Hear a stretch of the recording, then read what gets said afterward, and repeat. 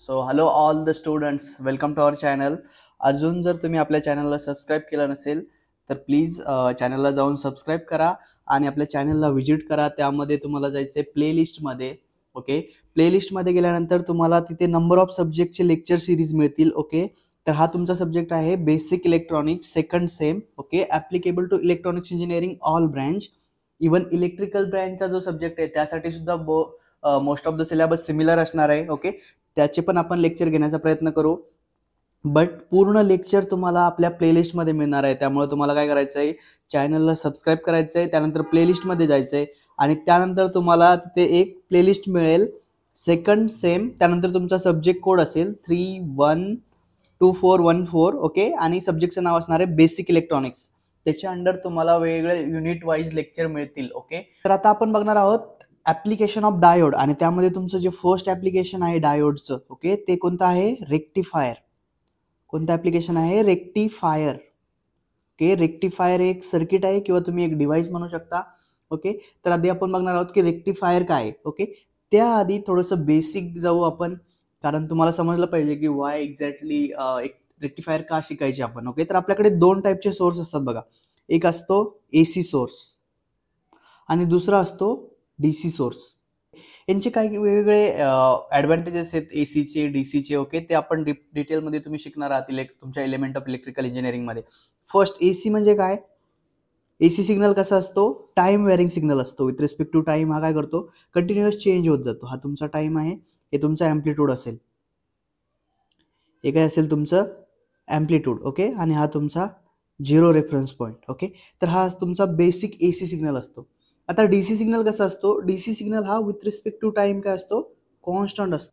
तुमचा असा सोर्स जो तुमचं व्होल्टेज कॉन्स्टंट ठेवतो with respect to time. Okay, suppose हा +5 व्होल्ट. ओके, हा तुमचा 0 पॉईंट. इकडे काय होतंय बघा, तुमचं हा जे व्होल्टेज आहे हे काय होते, continuously according to time change होत जाते आणि एक विशिष्ट सायकल नंतर ते रिपीट होते. ओके, जसं इकडे बघितलं आपण, याला काय म्हणतात, साईन वेव्ह. कारण याचा जो बेसिक नेचर आहे ते कसं आहे, साईन नेचर आहे. ओके, तर हा काय होतो, हा तुमचा 0, हा 180, हा 360. ओके, हा कंटिन्युअस व्हॅरी होत जातो with respect to time. Okay, हे झालं एक बेसिक थिंग. सेकंड थिंग, आता AC व्होल्टेज किती असतं जे तुमच्या घरामध्ये असतं किंवा इंडस्ट्रीमध्ये यूज होतं. आपल्या घरामध्ये जे इलेक्ट्रिसिटी येते MSEB कडून, त्याचं स्पेसिफिकेशन्स काय असतं, ती कोणती असती, ती असते तुमची साईन वेव्ह. म्हणजेच AC सिग्नल, त्याचं व्होल्टेज किती असतं, व्होल्टेज असतं 230 व्होल्ट RMS आणि त्याची फ्रिक्वेन्सी असती 50 हर्ट्स. ACला काय असतं, फ्रिक्वेन्सी असती. ही जे एक सायकल तुमची ज्या टाईममध्ये कंप्लीट होती. ओके, हां, याला म्हणतात तुमचा टाइम पिरियड T. आणि फ्रिक्वेन्सी काय असते आपली, फ्रिक्वेन्सी म्हणजे 1/T. तर टोटल तुमची फ्रिक्वेन्सी किती असती, जी आपल्याकडे कमर्शियल किंवा आपल्या घरामध्ये लाईट येते ती असते 50 हर्ट्सची. आता बघा DC मध्ये काय असतं, DC मध्ये हा टाइम व्हॅरिंग होत नाही, त्यामुळे DCची फ्रिक्वेन्सी काय असती, 0 हर्ट्स. ओके, त्यानंतर DCचा ॲम्प्लिट्यूड काय असतो बघा, based on depends on applications. Okay, कोणत्या ॲप्लिकेशन्स साठी तुम्ही DC व्होल्टेज यूज करताय. जसं तुम्ही मोबाईल चार्जर बघितला असेल, त्यामध्ये 5 व्होल्टचा DC सप्लाय असतो. त्यानंतर तुम्ही तुमचे व्हेकल्स बघितले असतील, 4 व्हीलर असेल किंवा 2 व्हीलर असेल. ओके, त्यामध्ये काही बॅटरी असते. ओके, एक DC बॅटरी असते, त्याचे व्होल्टेज असतं 12 व्होल्ट. ओके, त्यानंतर अजून तुम्ही काही इलेक्ट्रॉनिक इक्विपमेंट यूज करत असाल ज्यामध्ये तुम्हाला वेगवेगळे बॅटरीज कनेक्ट करावे लागतात. ओके, तर DC जनरली काय असतो, 5 व्होल्ट, 12 व्होल्ट किंवा छोटेसे जे सेल असतात. ओके, ते 1.2 व्होल्टचे असतात.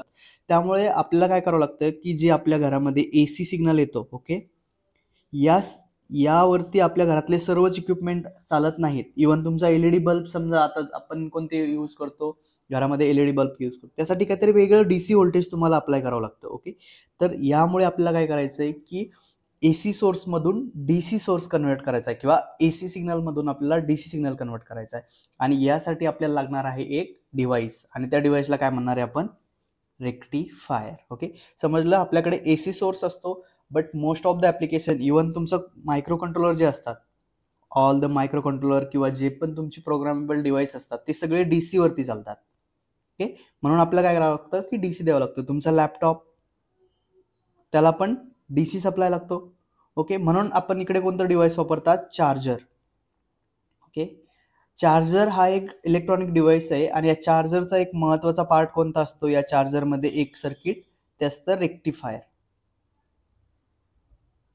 ओके, तर तुम्हाला कळलं की तुम्हाला जर AC सिग्नल DC सिग्नलमध्ये कन्वर्ट करायचं असेल तर तुम्हाला कोणतं डिव्हाइस लागणार आहे, रेक्टिफायर. ओके, हे झालं बेसिक. आता आपण बघू की एक्झॅक्टली रेक्टिफायर काय आहे, ते कसं वर्क करतं आणि डायोड वापरून रेक्टिफायर कसं बनवायचं. ओके, तर हे आपण आता बघणार आहोत.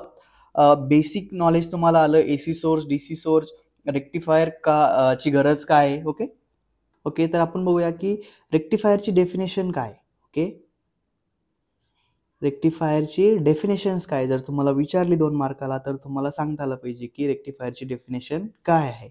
ओके, तर बघूया आपण. It is electronic device which use PN junction diode to convert AC alternating current to DC current or voltage. Okay, AC सोर्सला AC सिग्नलला DC सिग्नलमध्ये कन्वर्ट करायचं असेल तर तुम्हाला कोणतं डिव्हाइस लागणार आहे, रेक्टिफायर. तर तुम्ही असं सिम्पली दाखवू शकता बघा. तुम्हाला जर विचारलं तर डेफिनेशन बरोबर तुम्ही असं काढू शकता, रेक्टिफायर. ओके, हे तुमचं आउटपुट, हे तुमचं इनपुट. ओके, त्यानंतर तुम्ही सिम्पली एक असं काढू शकता, इनपुटला तुम्हाला काय असणार आहे, AC सोर्स आणि आउटपुटला काय असणार आहे, DC सोर्स. ओके, हे झालं तुमचं T, हे झालं तुमचं व्होल्टेज. ओके, आता आपण बघणार आहोत रेक्टिफायरचे टाइप्स कोणते आहेत. बेसिकली बघा, बेसिकली 2 टाईपचे रेक्टिफायर असतात बघा. बेसिकली किती टाईपचे रेक्टिफायर आहेत, 2 टाईपचे बेसिक रेक्टिफायर असतात. एक असतं तुमचं कंट्रोल रेक्टिफायर. कोणतं, कंट्रोल. दुसरं असतं अनकंट्रोल रेक्टिफायर. ओके, आता बघा, कंट्रोल रेक्टिफायर हे तुम्ही या सेमिस्टरमध्ये शिकणार नाही. यामध्ये वापरतात SCR. ओके, जे तुम्ही शिकणार आहात तुमच्या 4th सेमला, ज्यावेळेस तुम्ही पॉवर इलेक्ट्रॉनिक्स शिकाल. ओके, आपल्या चॅनलवरती पॉवर इलेक्ट्रॉनिक्ससाठी सुद्धा लेक्चर आपण बनवलेले आहे, आत्ताच तुम्ही बघू शकता, नो प्रॉब्लेम. ओके, अनकंट्रोल रेक्टिफायरमध्ये पुन्हा 2 टाईप्स पडतात बघा. किती टाईप्स पडतात अनकंट्रोलमध्ये, 2. फर्स्ट असतं तुमचं हाफ वेव्ह रेक्टिफायर. ओके, आणि सेकंड असतं फुल वेव्ह रेक्टिफायर. ओके, त्यानंतर बघा, फुल वेव्हमध्ये अजून 2 टाईप्स असतात फुल वेव्हमध्ये. तर त्यात फर्स्ट जो तुमचा टाईप असतो तो असतो centre tap full wave rectifier. आणि दुसरा असतो bridge rectifier, full wave bridge rectifier. Okay, तर फर्स्ट आपण बघतोय types of rectifier. Okay, types of रेक्टिफायरमध्ये 2 आहे, एक आहे कंट्रोल रेक्टिफायर, दुसरा आहे अनकंट्रोल रेक्टिफायर. कंट्रोल रेक्टिफायरमध्ये SCR यूज करतात, हा तुम्हाला आता शिकायचा नाहीये, त्यामुळे हा सोडून द्या. दुसरा आहे अनकंट्रोल रेक्टिफायर, याच्यामध्ये वापरतात तुमचा डायोड. काय वापरतात, डायोड. अनकंट्रोल रेक्टिफायरमध्ये डायोड वापरतात. याचे 2 टाइप्स पडतात बघा.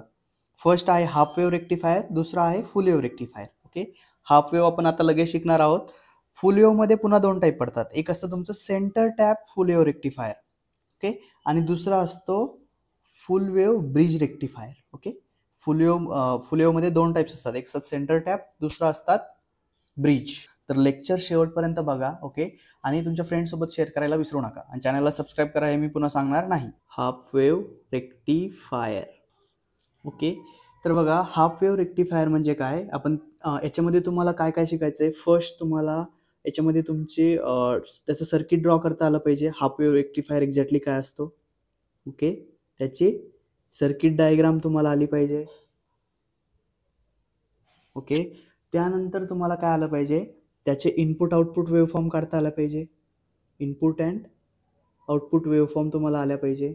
ओके, तर आधी आपण बघूया की हाफ वेव्ह रेक्टिफायरचं सर्किट कसं असणार आहे. ओके, त्याआधी एक गोष्ट सांगतो तुम्हाला, अजून तुम्ही ट्रान्सफॉर्मर तुम्हाला माहिती आहे का नाही माहीत नाही आहे, बट ट्रान्सफॉर्मर हा एक इलेक्ट्रोमेकॅनिकल डिव्हाइस असतो. ओके, आणि त्यामध्ये काय होतं की जर तुम्हाला इनपुटला साईन वेव्ह असेल किंवा AC सिग्नल असेल आणि आउटपुटला AC सिग्नल पाहिजे, बट तुम्हाला जर इनपुट आउटपुटपेक्षा इन्क्रीज करायचं असेल, सपोज तुम्हाला इकडे इनपुटला 10 व्होल्ट आहे आणि आउटपुटला 100 व्होल्ट करायचं असेल, तर आपण ट्रान्सफॉर्मर यूज करतो. याला म्हणतात step up transformer. Step up transformer हा काय असतो, इलेक्ट्रोमेकॅनिकल डिव्हाइस असतो.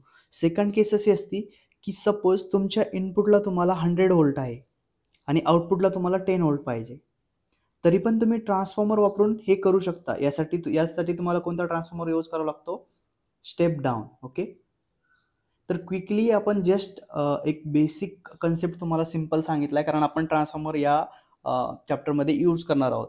डिटेलमध्ये पुढे तुम्हाला ट्रान्सफॉर्मर इन डेप्थ पण शिकायचं आहे, पण सध्या फक्त एवढं लक्षात ठेवा की 2 टाईपचे ट्रान्सफॉर्मर असतात. एक असतं स्टेप डाऊन ट्रान्सफॉर्मर आणि एक असतं स्टेप अप ट्रान्सफॉर्मर. आता आपण बघणार आहोत की रेक्टिफायरचं सर्किट एक्झॅक्टली कसं आहे. ओके, तर फर्स्ट तुम्हाला इनपुटला काय असणार आहे, AC सप्लाय.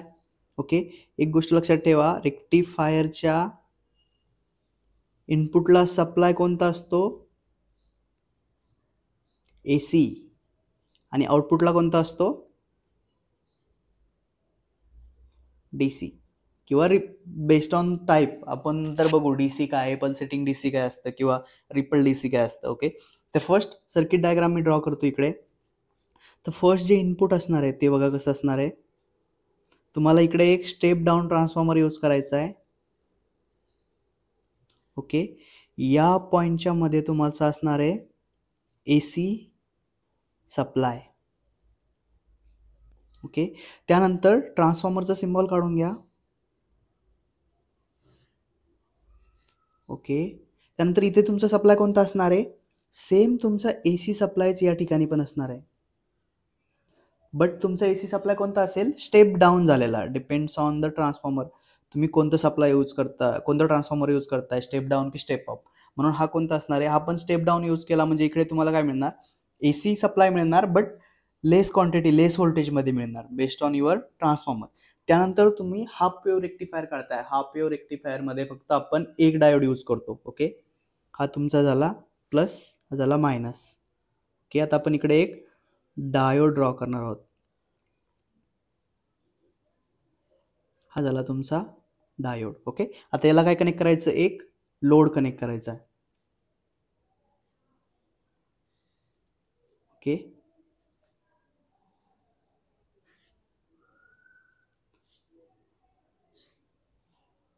हे झालं तुमचं आउटपुट. हे असतं तुमचं पल्सेटिंग DC.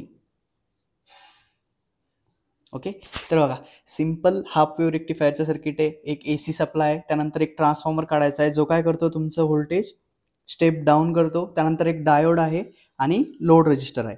आता बघा डायोड केव्हा कंडक्ट होतो, डायोड कंडक्ट होतो जेव्हा त्याच्या ॲनोडला, हा त्याचा ॲनोड आहे, हा त्याचा कॅथोड आहे. ॲनोडला ज्यावेळेस तुम्ही इकडे पॉझिटिव्ह देता आणि इकडे निगेटिव्ह असतं त्यावेळेस डायोड ऑन होतो. ओके, जेव्हा डायोडच्या, हा जर तुमचा डायोड असेल, ओके, हा मायनस, हा प्लस, तर तुम्हाला काय करावं लागतं, या डायोडला 0.7 व्होल्टपेक्षा ग्रेटर व्होल्टेज द्यावं लागतं फॉरवर्ड बायसमध्ये, त्यावेळेस तुमचा डायोड ऑन होईल. ओके, ऑन झाल्यानंतर काय होईल, आता आपण इकडे वेव्हफॉर्म काढू. बघा एक्झॅक्टली वेव्हफॉर्म कशा आहेत त्याच्या. ओके, बघा इनपुटला काय आहे, साईन वेव्ह आहे. ओके, ही झाली तुमची इनपुट वेव्हफॉर्म. आता आउटपुटला तुम्हाला काय मिळेल, ओके, ज्यावेळेस तुम्ही ही पॉझिटिव्ह पल्स अप्लाय करता अक्रॉस डायोड, यावेळेस काय होतं, तुमच्या ॲनोडला काय मिळतं, पॉझिटिव्ह मिळतं. ओके, या लाईनना तुमची ही पल्स येते बघा इकडे, अशी पल्स तुमची या डायोडला मिळते इकडे. ज्यावेळेस तुमची पल्स ही पॉझिटिव्हमध्ये असते त्यावेळेस काय होतं, तुमच्या डायोडला इथे पॉझिटिव्ह येतं, इकडे पॉझिटिव्ह येतं, इकडे निगेटिव्ह येतं. म्हणजे काय होतं, तुमचा डायोड ऑन होतो. या पोर्शनमध्ये तुमचा डायोड ऑन होतो. ऑन होणं म्हणजे काय, फॉरवर्ड बायस होतो. ओके, म्हणजेच काय होणार, या पॉईंटला जेव्हा तुमचा डायोड हा ऑन होतो त्यानंतर जे इनपुट असेल ते तुम्हाला आउटपुटला ॲज इट इज मिळेल, लाईक दिस. ओके, जेव्हा डायोड ऑन असेल. ओके, म्हणजे काय होईल, या डायोडमधून करंट फ्लो होईल आणि तुम्हाला आउटपुटला काय भेटेल, सेम इनपुटला जी वेव्हफॉर्म असेल ती आउटपुटला मिळेल. ओके, म्हणजेच त्याला काय म्हणतात, पॉझिटिव्ह सायकल तुम्हाला आउटपुटला भेटेल. ओके, ज्यावेळेस तुमची हे सिग्नल पास होईल. ओके, काही वेळानंतर काय होईल, ज्यावेळेस तुमचं हे सिग्नल पूर्ण पास होईल त्यावेळेस काय येईल, डायोडला निगेटिव्ह पल्स येईल. ओके, किंवा निगेटिव्ह सेकंड हाफ येईल. निगेटिव्ह सेकंड हाफ आल्यानंतर काय होईल, डायोडच्या या ठिकाणी तुम्हाला कोणतं सिग्नल भेटेल, इथे तुम्हाला मायनस भेटेल. ओके, मायनस भेटल्यानंतर काय होईल, हा डायोड ऑन होईल का, नाही, कारण हा डायोड कशामध्ये जाईल, रिव्हर्स बायसमध्ये. सेकंड सायकलला काय होते की तुमच्या ॲनोडला निगेटिव्ह पल्स येते. ओके, निगेटिव्ह पल्स आल्यामुळे काय होतं, तुमचा डायोड हा रिव्हर्स बायस होतो. म्हणजेच काय, डायोडमधून कुठलंही करंट पास होत नाही. म्हणजेच तुम्हाला आउटपुटला काय भेटेल, नथिंग. तुम्हाला आउटपुटला काय भेटेल, 0. ओके,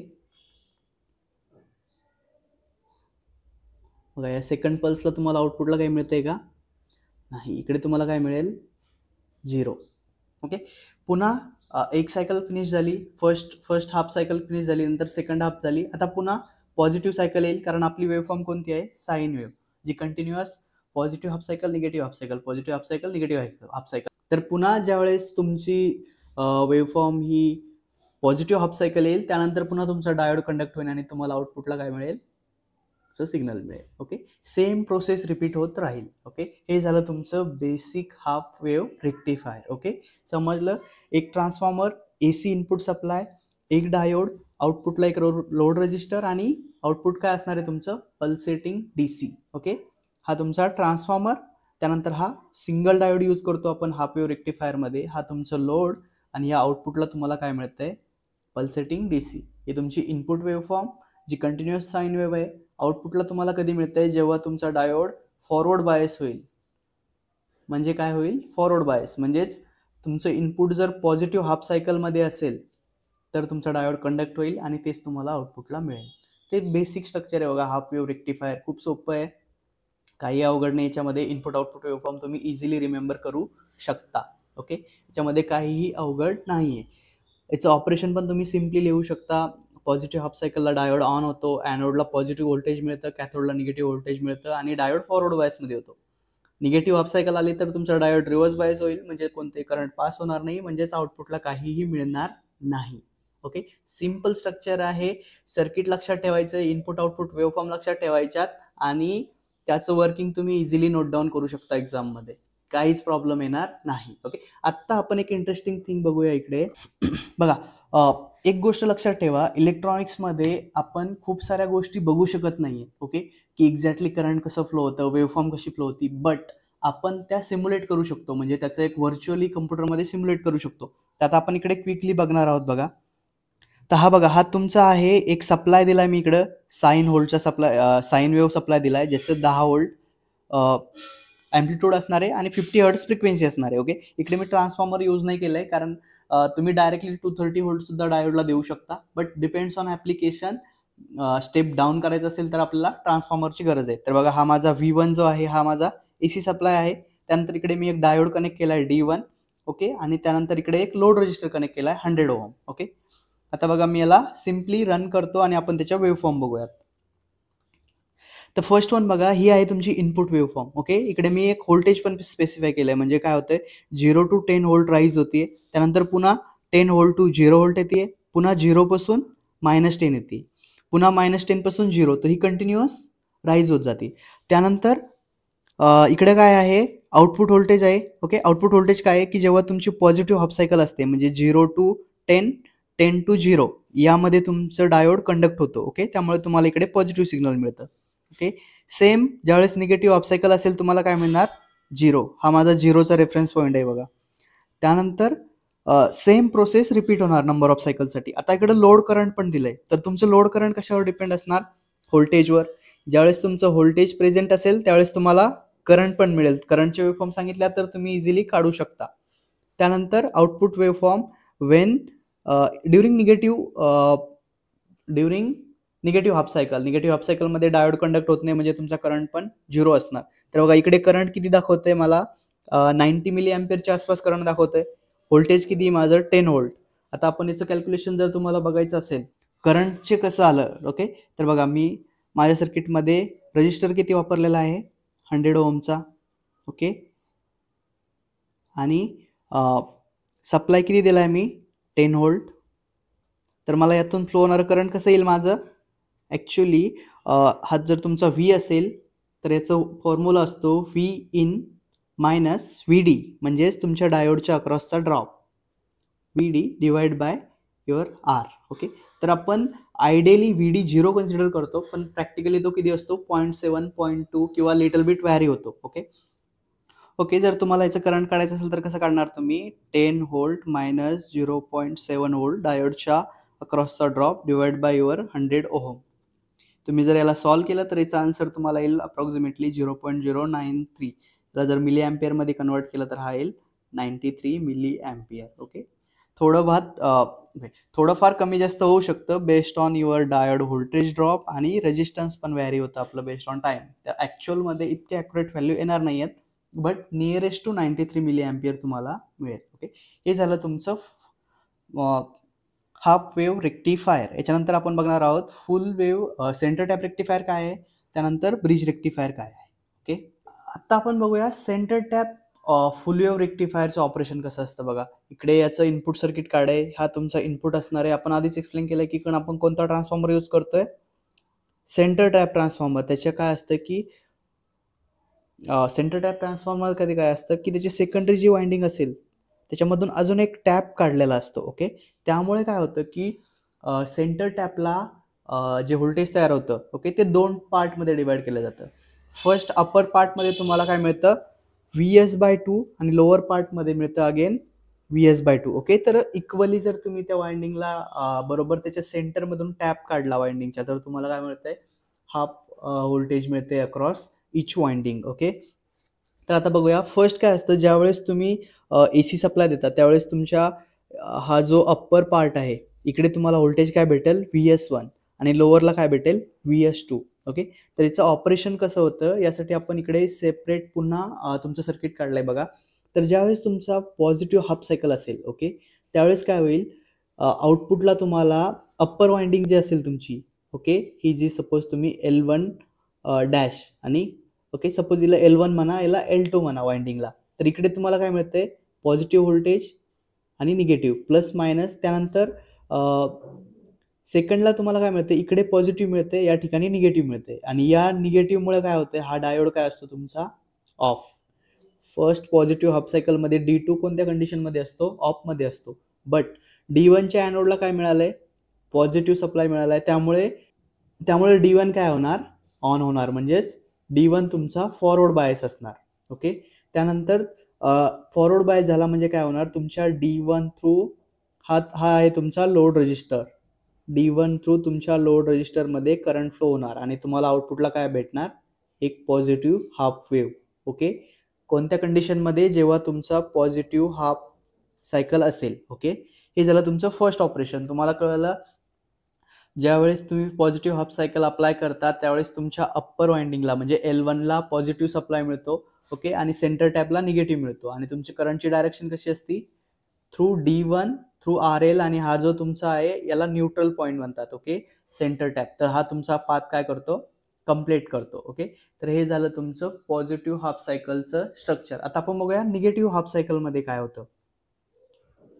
ओके, निगेटिव्ह हाफ सायकलमध्ये काय होतं, तर निगेटिव्ह हाफ सायकलमध्ये काय होतं, इकडे त्याच्या जे तुमचे आउटपुट असते त्याची पोलॅरिटी चेंज होती. बघा, पॉझिटिव्हला तुम्हाला इकडे प्लस मिळायचं, आता मायनस आले, आणि इकडे प्लस आलंय.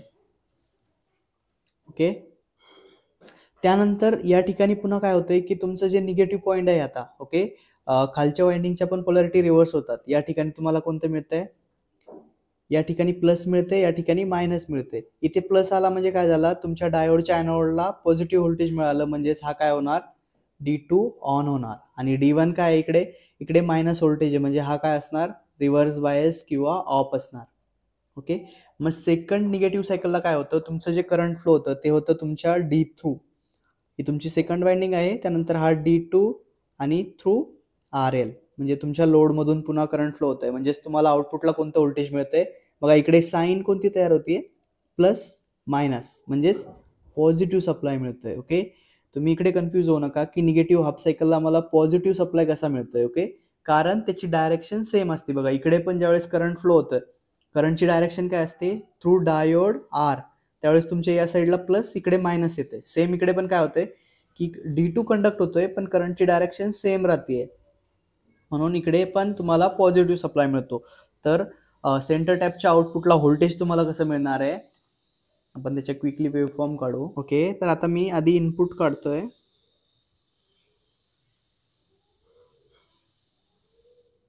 Okay, with respective time.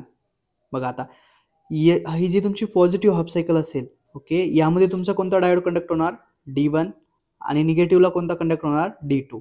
Same D1 D2. Okay, तर आता बघा की D1च्या व्होल्टेज कसं असणार आहे, V01. ओके, व्होल्टेज ड्यू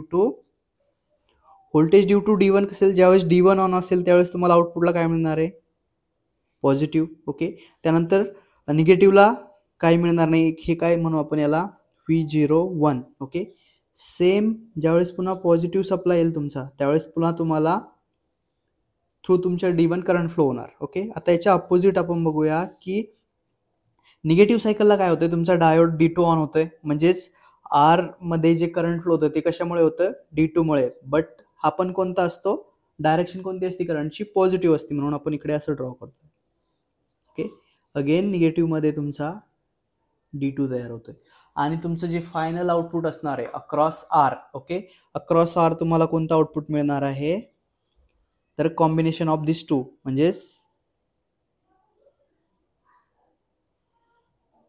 हे तुमचं फायनल आउटपुट असणार आहे सेंटर टॅप ट्रान्सफॉर्मरचं. ओके, समजलं. एकदा तुमचा D1 ऑन होतोय, एकदा D2 ऑन होतोय, बट तुमच्या दोन्हीचं पण जे करंट आहे ते कशामधून फ्लो होतंय, RL मधून. म्हणून आपल्याला जे RLच्या अक्रॉस व्होल्टेज मिळणार आहे ते असं मिळणार आहे. याला काय म्हणतात आपण, पल्सेटिंग DC. ओके, हे झालं तुमचं फुल wave centre tap rectifier. Okay, हे झालं त्याचे आउटपुट वेव्हफॉर्म, हे झालं इनपुट. ओके, तर हे सिम्पली तुम्हाला समजलेलं आहे इनपुट आणि आउटपुटच्या वेव्हफॉर्म कशा आहेत. ओके, तर आता आपण बघणार आहोत फुल wave bridge rectifier. Full wave bridge rectifier. Okay, त्याआधी आपण थोडंसं क्विक रिवाइज करू आपले कन्सेप्ट एक्झॅक्टली काय आहेत. फुल वेव्ह ब्रिज रेक्टिफायरच्या आधी आपण थोडंसं एक क्विकली रिवाइज करू आपण काय शिकलोय. ओके, सपोज हा माझा एक सप्लाय आहे, पॉझिटिव्ह आणि निगेटिव्ह. ओके, आणि मी इकडे एक डायोड कंडक्ट केला. ओके, आणि हा माझा रजिस्टर आहे. या डायोडमधून करंट फ्लो होईल कारण हा तुमचा डायोड फॉरवर्ड बायस आहे. ओके, आणि इथे पूर्ण तुमचा पाथ क्लोज होतोय. Okay, simple. आता मी अजून एक सर्किट काढतो. हा माझा एक पॉझिटिव्ह आहे, निगेटिव्ह सप्लाय. ओके, त्यानंतर माझा इथे एक डायोड आहे. ओके, पुन्हा इकडे एक रजिस्टर आहे, आणि पुन्हा इथे एक मी डायोड काढलाय. ओके, इकडे हा D1 सपोज, हा D2. यातून करंट फ्लो होईल कारण हा काय होतोय, तुमचं असं डायरेक्शन तयार होतं. इथं तुमचं पॉझिटिव्ह येईल, इथे निगेटिव्ह येईल, त्यानंतर या रजिस्टरच्या अक्रॉस पॉझिटिव्ह निगेटिव्ह, पुन्हा इथे पॉझिटिव्ह निगेटिव्ह, आणि हा निगेटिव्हला कनेक्ट आहे. ओके, हे पण कंडक्ट होईल. ओके, आता मी अजून एक इकडे एक सर्किट अजून एक ड्रॉ करतोय. ओके, हा माझा लोड आहे, आणि मी इकडे पुन्हा एक डायोड ड्रॉ केलाय. Okay, plus minus. आता या सर्किटमधून करंट फ्लो होईल का, नाही होणार. का, कारण इथे काय येतं तुमचं पॉझिटिव्ह निगेटिव्ह, हा तुमचा फॉरवर्ड बायस झाला, म्हणजे हा ऑन झाला, म्हणजे तुमचं करंट इथपर्यंत येईल. त्यानंतर हा रजिस्टर थ्रू तुमचं करंट येईल, हा पॉझिटिव्ह हा निगेटिव्ह. ओके, बट ज्यावेळेस करंटची तुम्ही डायरेक्शन बघत असाल तर या ठिकाणी तुमचं कोणतं व्होल्टेज येते, पॉझिटिव्ह, आणि तुमचा ॲनोड कुठे कनेक्ट केला जातोय, सप्लायच्या निगेटिव्हला. म्हणजे यातून करंट फ्लो होणार नाही. का, कारण हा जरी तुमचा फॉरवर्ड बायस असला डायोड, तरी पण हा जो तुमचा D2 आहे हा काय आहे, रिव्हर्स बायस. म्हणजेच काय की एका पाथमध्ये जर दोन डायोड येत असतील तर ते दोन्ही डायोड जर फॉरवर्ड बायस झाले तरच तुमचा पाथ कम्प्लीट होतो. राईट.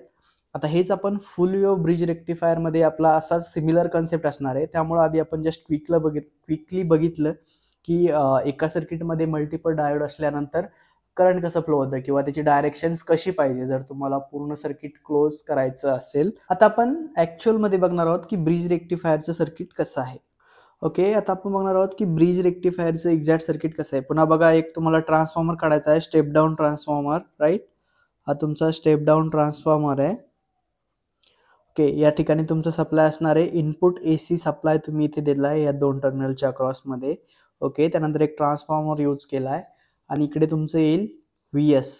ओके, तर बघा, ट्रान्सफॉर्मरच्या आउटपुटला सेम सिग्नल भेटतं जसं तुमचं इनपुटला असेल. ओके, भले ते स्टेप डाऊन येत असेल किंवा स्टेप अप, त्याचं पोलॅरिटी किंवा फ्रिक्वेन्सी चेंज होत नाही. चेंज काय होतं, फक्त व्होल्टेज किंवा करंटचा ॲम्प्लिट्यूड. ओके, तर फर्स्ट बघा, ज्या वेळेस तुमच्या इकडे पॉझिटिव्ह हाफ सायकल असेल, ओके, पॉझिटिव्ह हाफ सायकल असेल तर तुमच्या आउटपुटला इकडे काय भेटणार, ट्रान्सफॉर्मरच्या आउटपुटला इथे तुम्हाला प्लस भेटेल, इकडे मायनस भेटेल. ओके, आता या कंडिशनला काय होते बघा, सेम तुमचं इथं प्लस आलं म्हणजे काय झालं, तुमच्या D2 ला पॉझिटिव्ह सप्लाय आला. ओके, D1 ला काय आला, पॉझिटिव्ह. ओके, आता बघा, D2 ला पॉझिटिव्ह आला म्हणजे D2 काय होईल, ऑन होईल, आणि D1 काय राहील, रिव्हर्स बायसमध्ये. ओके, कारण तिकडे कॅथोडला पॉझिटिव्ह सप्लाय आला, त्यामुळे हा तुमचा डायोड का राहील, ऑफ राहील. ऑफ कोणता डायोड राहील तुमचा, D1 ऑफ राहील, D2 ऑन होईल. ओके, आता बघा, जसा तुमचा सडनली D2 ऑन झाला, बघा D2 ऑन झाला म्हणजे काय होईल, तुमचं करंट कसं फ्लो होईल, D2 मधून तुमचं या ट्रान्सफॉर्मर मधून येणारं जे करंट असणार आहे, ओके, हे तुमचं असं या D2च्या पाथना फ्लो होणं स्टार्ट होईल. ते कुठे येईल, 2 पॉईंटला. इथे तुमचं करंट आल्या, व्होल्टेज आल्यानंतर तुम्हाला काय बघावं लागेल, या ठिकाणी पुन्हा तुमचं प्लस आलं, त्यानंतर हा D3 बघा कसा आहे, हा इथे त्याचा काय आहे, कॅथोड, म्हणजे हा काय होईल तुमचा, अगेन D3 हा रिव्हर्स बायस होईल. तुमचं करंट कसं फ्लो होईल, थ्रू RL. ओके, या डायरेक्शननं तुमचं करंट फ्लो होईल. ओके, इथे तुमचं प्लस, इथे मायनस. बघा, या पॉईंटपर्यंत तुमचं करंट आलं. ओके, इकडे बघा, पुन्हा तुमच्या D4 ला काय भेटतं, इकडे पॉझिटिव्ह सप्लाय भेटतोय. ओके, D4 ला पॉझिटिव्ह सप्लाय भेटतोय आणि त्याचं अदर टोक कुठं कनेक्ट केलेलं आहे, लो साईडला, म्हणजे मायनस, म्हणजे ग्राउंडला कनेक्ट आहे. म्हणजे काय होईल, तुमचा D4 सुद्धा ऑन होईल, D4 ऑन होईल. ओके, म्हणजेच एकंदरीत तुमचं करंट कसं फ्लो होणार, पॉझिटिव्ह हाफ सायकलला through your transformer, through D2, load register, D4 आणि हा तुमचा ग्राउंड, असा तुमचा पाथ कंप्लीट झाला पॉझिटिव्ह हाफ सायकलमध्ये. म्हणजेच आपल्याला पॉझिटिव्ह हाफ सायकलची वेव्हफॉर्म कशी मिळेल, ओके, आणि यामध्ये काय होतं तुमचं, D2 and D4 on. Okay, समजलं. आता पॉझिटिव्ह हाफ सायकलला एक्झॅक्टली ऑपरेशन कसं होतंय, की हा तुमचा फॉरवर्ड बायस होतो, त्यानंतर मध्ये तुमचा RL कनेक्ट केलेला असतो. ओके, तर या मुळे काय होतं की तुमच्या ज्या RL मधून जे करंट फ्लो होतंय ते कशामुळे होतंय, D2 आणि D4 ऑन असल्यामुळे त्याला पाथ तयार होतंय. आणि D1 D3 हे काय असतात, D1 आणि D3, हा D3 आणि हे D1 काय असतात, रिव्हर्स बायस होतात. ओके, हे समजलं. हे झालं तुमचं एका सायकलसाठी.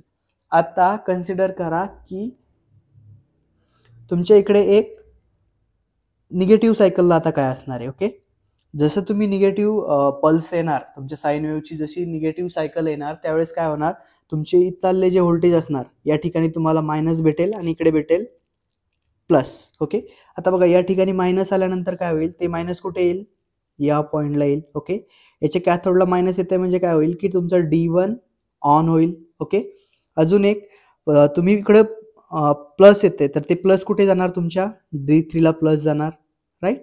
D3 ला प्लस कनेक्ट केल्यानंतर काय होईल, D3 तुमचा ऑन होईल. ओके, आणि तुमचं करंट कसं फ्लो होईल, D3 फॉरवर्ड बायस आहे, D1 फॉरवर्ड बायस आहे, तर तुमचा करंटचा पाथ तयार होईल थ्रू D3 RL. करंटचा पाथ कसा असणार तुमचा, या डायरेक्शनला थ्रू D3, त्याच्यानंतर पुन्हा RL मधून रिटर्न, आणि रिटर्न पाथ कुठून मिळणार, थ्रू D1. ओके, म्हणजेच निगेटिव्ह हाफ सायकलला तुमच्या करंटचा पाथ असणार आहे थ्रू ट्रान्सफॉर्मर, तो येतोय D3 ला, D3 तून RL, RL मधून D1, आणि हा त्याचा रिटर्न पाथ. ओके, हा लूप. तर समजलं. निगेटिव्ह हाफ सायकलला काय होतंय, ज्यावेळेस तुमची निगेटिव्ह हाफ सायकल येईल त्यावेळेस तुमचं पुन्हा पॉझिटिव्ह सप्लाय भेटणार, कारण R3 मधून फ्लो होणाऱ्या करंटची डायरेक्शन कशी आहे, सेम राहते. त्यामुळे इकडे कोणते तुमचे डायोड ऑन होतील, D1 अँड D3 ऑन.